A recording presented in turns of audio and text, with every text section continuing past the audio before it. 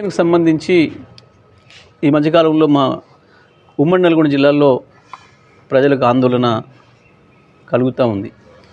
అది గతంలో చౌటుప్పల, చిట్యాల్, నార్గట్పల్లి, నకరెక్కల్, సూర్యాపేట, కోదాళ్ల మీదుగా అమరావతికి వెళ్ళే రూట్ ఉండే.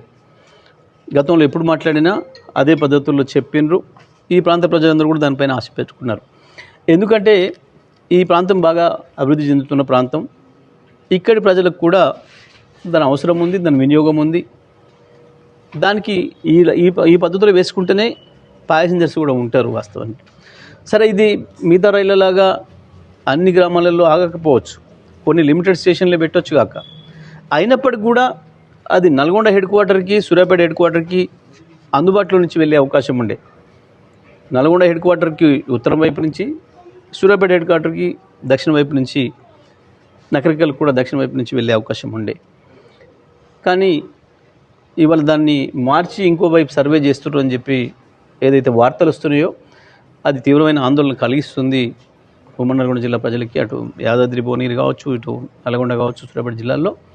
మరి దీనిపైన వెంటనే ప్రభుత్వం పునరాలోచన చేయాలి. మరి ఇక్కడ ఈ ప్రాంతంలో ఉన్న కాంగ్రెస్ నాయకులు, బీజేపీ నాయకులు అందరూ కూడా దానిపైన మాట్లాడాలి. దానిపైన వాళ్ళ పార్టీలను ఒప్పించాలి, కేంద్ర రాష్ట్ర ప్రభుత్వాలను ఒప్పించాలి.